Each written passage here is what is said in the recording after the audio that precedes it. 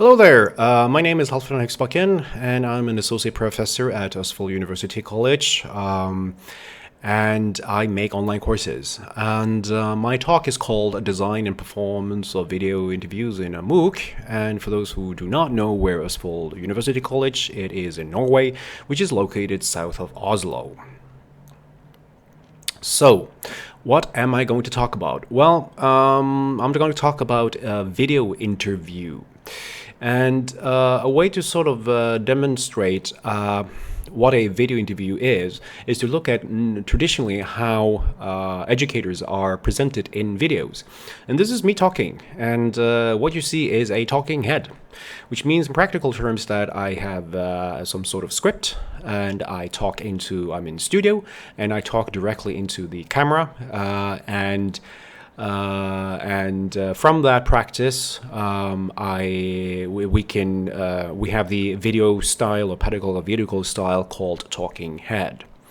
But are there other ways of using the affordances of video to make the learning experience interesting, and can we use the interview for that purpose? And I believe so. And then we loosely just have to sort of ponder what is an interview, because normally interview could be like a structured conversation between two persons where there is some sort of knowledge transfer, or you can use the interview as a way to create knowledge. So for example, there's a conversation between individuals, and based on that they reflect and they ponder and blah blah blah and so on, it sparks a learning process. And when more people come together, they reflect, and that they have general and we see generation of we see that they co-construct knowledge together. That was a better way of saying it. So can we use video interviews in a MOOC instead of traditional talking head, which you see on the left here? So what is the backdrop for the presentation? Well, on the left here you see back in 2015 I wrote a brick. That was my PhD thesis. And it looks like this. It's a lot of text. And in 2011 or 2012, that was about almost 10 years ago, I conducted a fieldwork in a classroom where I followed a teacher for an entire year. And I investigated what happens when her students are introduced to digital technologies and are going to use that in order to learn a foreign language, in this case, English and Spanish.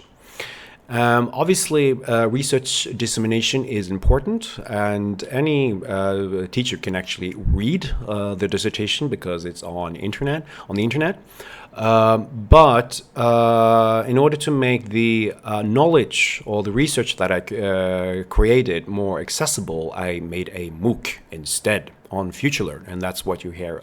That's what you see here on the left. It's called Digital Transformation in the Classroom.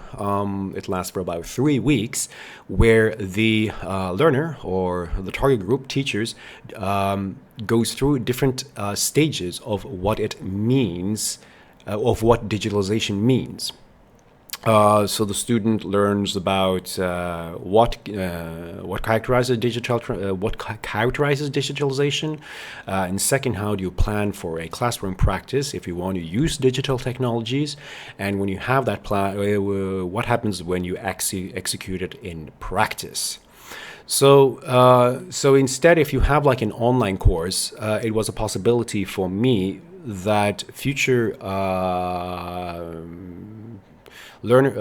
teachers or current teachers can engage with my research, and they could engage with sociological approaches on technology. And it was part of my postdoctoral experiment. And when that is said, it took me about 2 years in order to design this MOOC. So I've been writing several research papers which explore different themes, either from learning to design, the meaning of discussion forums, and now I'm writing a couple of papers on the design and the effectiveness, the design of videos, and what implication that they have on learning. So let us continue. So in order to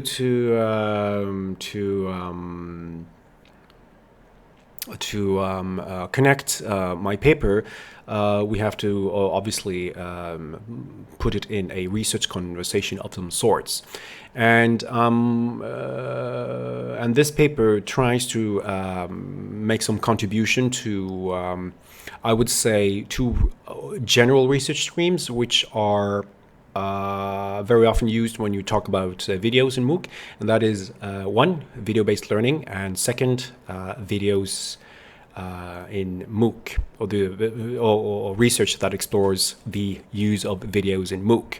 And we can basically say it's like the sort of three perspectives. One, there is a substantial knowledge about how learners engage and user patterns, and basically those kind of papers, I would say, are that after you have completed a course, you have the data, and then you look at the performance, and then you can analyze many different aspects. Video patterns, what happens in discussion forums, the use of quizzes, and so on. So there's a lot of research on the performance of videos in MOOCs. The second one deals with development of video management systems, or particular video management systems, because depending on what kind of platform that you use, sometimes you wish to have more detailed data on how a video used, and for those reasons, researchers are developing own separate software which is embedded into to a platform of some sorts, and it enables researchers to have much more refined analysis on how a video is used. And the third research term, which I try to sort of contribute to, and that is video styles or pedagogical genre, depending on what kind of framing that you wish to use. But so basically, the design of videos, I would say, and what role videos play in a superposed pedagogy, I'll return to that. That are also gaps. You really don't talk about how do you design a good learning video. So, and you also have a new learning design challenge, because when I designed my MOOC on FutureLearn, I was handed this, which is a white paper which defines FutureLearn's MOOC pedagogy. And it's fairly easily readable, but it promotes a message that storytelling is important. So when you design the MOOC, you have to think of some story of some sorts, and how you structure the story, and how the various modalities that which is in the MOOC are used to create a story that the learners can engage in. So how do you do that? It requires from you as the course designer a lot of thinking, but it doesn't address the role of videos. So so this is from week 2 in my MOOC, and the sort of design challenge for me as a course designer is to place the video or several videos within this structure. So normally you would, for example, have a introduction video, and I also have videos which sort of summarizes the week where I ask questions. But in here, what you can use talking head videos, you can use short documentaries, you can use interviews, and so on. And I was very careful and thorough in how I used various video genres to tell a story. But how you do it in practice is not explained to you as a course designer. So basically what you see in the MOOC is many talking heads videos, which you see here on the left, and I normally either introduce a week I explain some sort of concept. I would address things that happened in the MOOC, and on the other hand, you have videos where we conducted a large, in-depth video with the teacher, Inger. And here you see an example of that. And these are edited down to address particular themes. So, for example, what happened when she used blog? She had, for example, she had another way of interpreting the curriculum. She instead of using chapters, she used themes. She had self-designed digital sessions where she had self-designed learning activities which students were supposed to exercise critical literacy, and digital technologies played an integral part of that. So, throughout the MOOC, there is a sort of flow between, on the one hand side, you see that there is a talking head, which is me, and then I explain something which happens, which concerns either important in planning of a classroom where you wish to use digital technologies, and then you have the teacher herself, Inger, who explains her experiences. And from that, video interviews are very important. So these are all the videos which were made.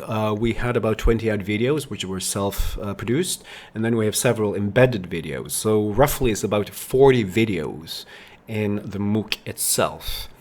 And when it comes to video interviews, interviews is used in two different ways, because I have put in a own title here, which is called Degree of Full Interview Use, which means that some some interview videos are edited with either me talking, or you have coverage photo which shows the student doing something, and then you have complete video interviews which are edited into a sort of 3-point tell, which explore 3 different topics, and these are edited down to last between from anything from 3 minutes up to 5 minutes, so we don't extend the limit of 6 minutes, which is sort of the norm for how long a video is watched by the learner. So it was a lot of design work on this. And then what is the effect of this design? The effectiveness. What we can see here, so I have data from 2 runs where we can see that normally there is a decline from, this is the first run where I had about 500 learners who were registered on a MOOC. And you can generally see that there is a decline from, 50 to from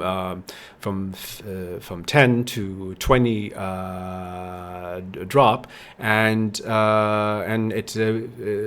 table explains the completion view rate. And if we look at the other from the second run, the data is it has more view. That is explained because I had about 1,500 learners in this MOOC, and it was during COVID.